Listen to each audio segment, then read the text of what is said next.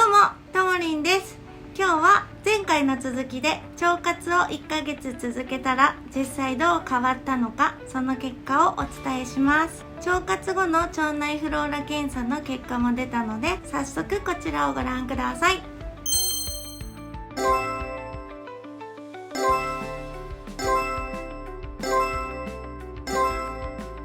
まとめると、増やすと良い菌は腸活によって約3倍に増えた。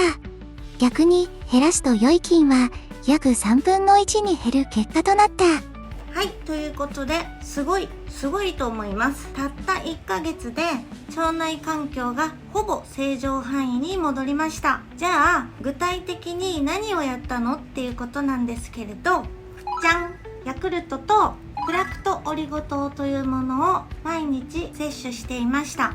この2つを飲んでいただけです。他の食生活や生活習慣は変えていません。どうしてこの2つにしたのか AI のミルカが説明してくれるのでご覧ください。私の腸活、こうした理由。なぜヤクルト？直接善玉菌を入れたかった。理由1、生きて腸まで届く。ヨーグルトの菌は胃酸に弱く、小腸の手前で死んでしまう。ヤクルトの白高部は生きたまま腸に届く。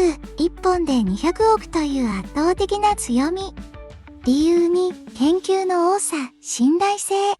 白高部は人の研究がたくさんあり、便通改善のエビデンスがある。理由3、フラクトオリゴ糖との相性。一緒に摂るフラクトオリゴ糖は腸の善玉菌の餌。なぜフラクトオリゴ糖？理由1、酪酸菌フィーカリバクテリウムの餌だから。パーキンソン病では酪酸菌が減っているため、酪酸菌を増やすのが最優先と思った。理由2、フラクトオリゴ糖は狙った菌だけが使える。一般の食物繊維は良い菌も悪い菌もどちらも餌にしてしまう。でもフラクトオリゴ糖は選択的に善玉菌だけが餌にする。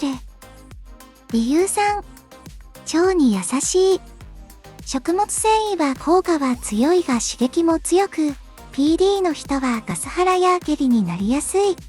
フラクトオリゴ糖はビギナー向けで安全性が高い。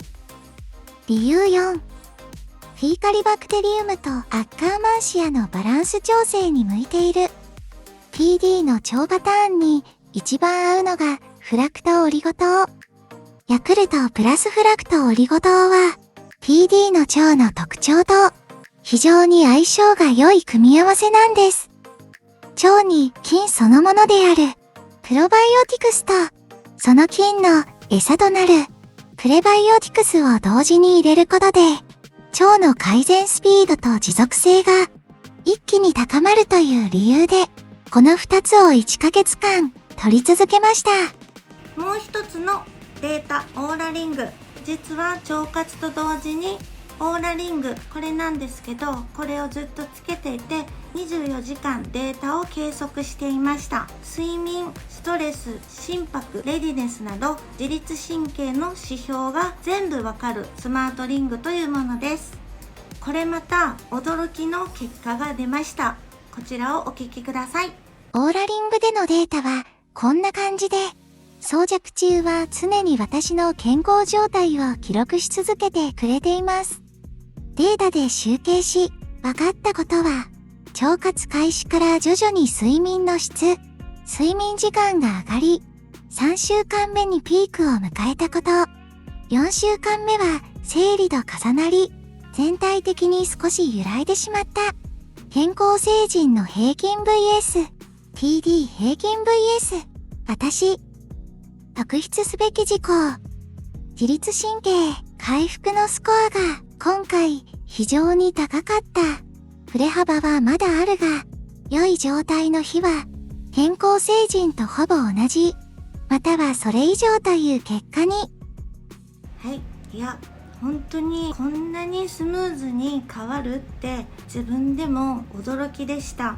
ただこれは絶対に個人差があるので、あくまで私の場合はこうでしたという前提で聞いてください。パーキンソン病を持っていても、もともと自律神経のスコアが私の場合は健康な人とほぼ変わらない、ちょっと珍しいタイプってミルカに言われたんですけど、体質、私は前向きな姿勢だったりっていう、思考ですねを、プラスに影響してるんじゃないかな。要するにストレスをためないことっていうのも一つ自律神経においては大事なのかなっていうふうに思っています。そしてその腸と自律神経のリンクを体感したんですけれど、腸内環境がピークに整ったタイミングがこのオーラリングの睡眠データでも一番理想的だったという点です。ストレス値も低くて回復力も高い。これは偶然なのか、脳と腸両方の炎症が落ち着いた結果なのか、私は専門家ではないので断言はできないんですけれど、私自身としては良い方向に働いたと感じています。ただ睡眠は体感ではそこまで変わらずに改善してたっていうことはデータで後から気づいたっていう感じです。腸内環境の体感は明確にありました。2週目から毎日すっきり、お腹もとても軽かったです。4週目は生理のタイミングで少し揺らいでしまったんですけど、それでも全体としてはものすごく良かったです。腸活1ヶ月は大成功と言っていいんではないでしょうか。はい、ここで鋭い方はお気づきな方もいらっしゃると思うんですけど、じゃあヤクルト1000はどうなのっていうことなんですね。これヤクルト1000だって、ここにストレス緩和、睡眠の質向上、腸内環境改善って書いてあるわけですよ。それで一時期すごいブームになりましたよね。私も実際に気になったので、このセットの1ヶ月飲んだ後にこれとこっちを続けてやってみました。結果を先に言います。腸内環境がヤクルト1000に変えてから結構揺らいでしまったのと、睡眠の質も下がってしまったので3週間で中断しました。私の体感としては通常のヤクルトで十分だと思います。ただ本当にこれは個人差があって合う合わないって方もいらっしゃると思いますので、あくまで参考までに聞いてください。ヤクルトさん、本当に私の腸内を整えてくれてありがとう。そしてヤクルトカロリーハーフは血糖値の急上昇も抑えてくれると思うので、もし見つけた方はカロリーハーフの方が安心かなと思います。腸活の維持はこうするのが一番優しい。一度腸が整った後は納豆、キムチ、ごぼう、レンコンなど食生活から取るのが一番体には優しいと思います。最初の1ヶ月だけヤクルトプラスフラクトオリゴ糖。フラクトオリゴ糖はできたら毎日続けながら食生活の中で取り入れていくっていうのも一ついいんじゃないかなと思います。はい、ということで私の場合は通常ヤクルトとフラクトオリゴ糖が最強ということで皆さんにシェアさせていただきました。今はフラクトオリゴ糖のみで過ごしていて、時々ちょっと便の状態が変わってきたなと思った時はヤクルトをプラスでブーストとして取り入れています。で、私の腸活の最終まとめとしてフラクトオリゴ糖のみで過ごした結果どうなったのかっていうのも、また腸内フローラ検査を提出して結果が出たら皆さんにシェアさせていただきたいと思います。ちなみに最近ピーチ味が出たみたいです。出たの？私が知らなかっただけ？どれぐらい前からあるんだろう。これ飲んでみたんですけど、普通のヤクルトに比べてちょっと酸味がある感じで私は結構好きでした。これ毎日飲んでても私は全然飽きなかったんですけど、時々こういう選べるのはこれいいなと思いました。私の腸活ですごい役立ってくれたので、これからもヤクルトは取り続けていきたいと思います。はい、今日も最後までご視聴いただきありがとうございました。それではまた次回の動画でお会いしましょう。さよなら。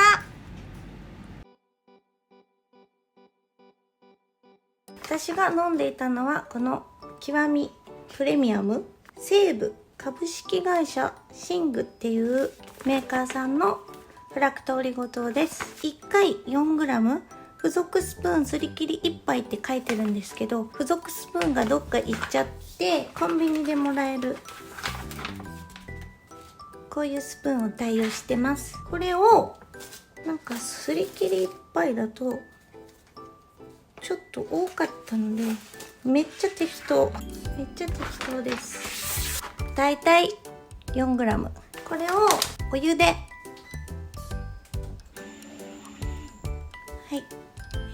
これぐらい入れてます。これで混ぜほらもうさって溶けちゃいます。すぐ溶けます。冷たい飲み物にヤクルトに最初入れようと思ったんですけど全く溶けなくて、あったかい紅茶とかコーヒーとかだったら結構すぐさっと溶けると思います。お好みのドリンクや料理に入れて摂取してくださいって書いてあるんですけど、お料理にもし使ったらその食べ物を全部食べきらないと 4g 自分で取ったっていうことがわからないかなと思って、飲みきれる量のドリンクとかに混ぜて摂取した方がいいと思います。私はもうこのままちょっと冷めたぐらいにクイッと飲んじゃって終わりっていう感じで、高純度 97.5% 天然チコリ由来って書いてあって、しかも 300g なんで、1日 4g で2ヶ月半ぐらい持つのか、もう結構なくなっちゃったんですけどおすすめです。しかも1000円ぐらいで買えたのでおすすめです。でこれをこのままグイッと飲んじゃう。めっちゃほんのり甘い綿菓子みたいな味がします。以上、こんな感じ、簡単ですが以上です。